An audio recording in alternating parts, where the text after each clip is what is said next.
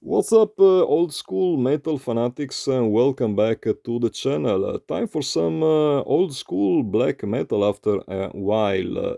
Norwegian black metal, more precisely. Now, the reason why this subgenre hasn't been mentioned all that often in my channel in the last few months is actually very simple. I sold most of the records I had concerning this style. Gorgoroth ad Majorem Sathanas Gloriam was one exception to the rule. My cat decides to star in the episode again, and yeah, it was an exception to the rule in the sense that I decided to hold on to it until the proper offer would shine through, and it did materialize a few days ago. So this record has been sold. I'm saying it again, guys. This record has been sold. Don't ask for it anymore. I'm sorry for being so boring about it, but like some people, I feel like they don't listen to what I'm saying in the videos I'm recording. Maybe my English isn't good enough, I have no idea, but bottom line, I'm still getting messages concerning records which have been sold. Like, for instance, the Reaping Corpse LP, which I reviewed, or should I say, bashed in one of the previous episodes.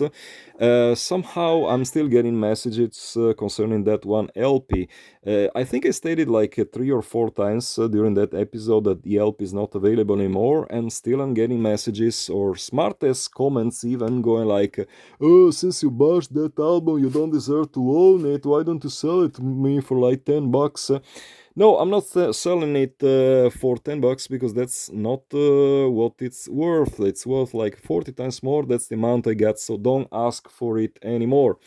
Now, back to Gorgoroth. I feel like Gorgoroth is one of those bands that don't get as much recognition and respect as they would deserve. I really think that, when it comes to Norwegian black metal, it's always the very same 4 or 5 bands that get name dropped constantly, talking about Mayhem, Emperor, Satyricon, Darkthrone, Burzum, those big names, Immortal as well, of course.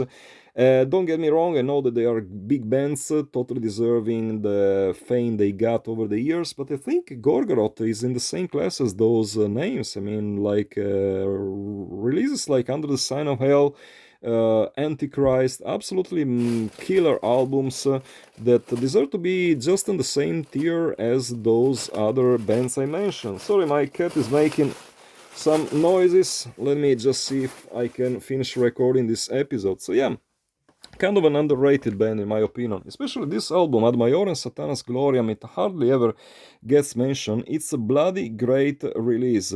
Year release 2006 on Regain Records. Let me see if Lulu allows me to show you the Regain Records label. Only 500 copies released, sadly, which makes it the hardest Gorgoroth release to come by far. This copy went for €400, and don't expect to find it for much less. Really, I've seen copy selling for as much as €500 on eBay. So yep, that's the price it usually goes for. Pressing quality kind of debatable. It's a typical GZ release, unfortunately, which means you get a vinyl that is very prone to attract dust, attracts cuts as well, as you can tell. The jacket itself kind of flimsy, and yeah, pressing quality not exactly the best, but what can you expect from a pressing plant like a GZ, which is probably the worst pressing plant ever. I need to remove my cat, I'm sorry. Be right back, guys. Ugh.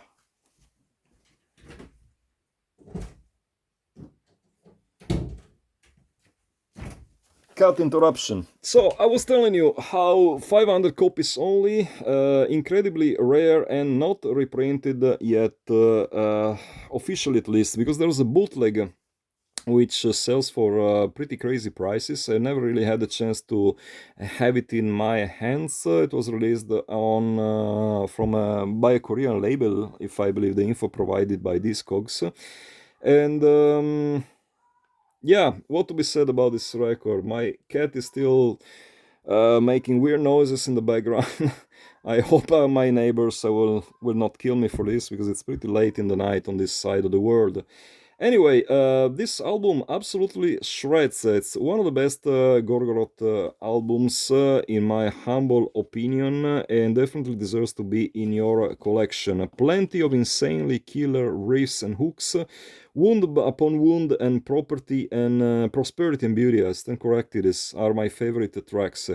Little bit of insight on what was going on inside the band when this album came out. As you probably know, as you probably remember, there was this feud going on in between King of Hell, the former bass player, and Gal, the former singer, who decided to fire Infernus of the band because apparently he wasn't, according to them at least, providing anything in terms of songwriting. This one album was entirely composed by King of Hell, and at some point they decided to just detain the rights to the Gorgoroth band name. The thing escalated, was brought to tribunals. Infernus was later on recognized as the legit owner of the Gorgoroth name, but that's all news. Don't want to talk about it. What I do want to talk about is the sheer quality of this release.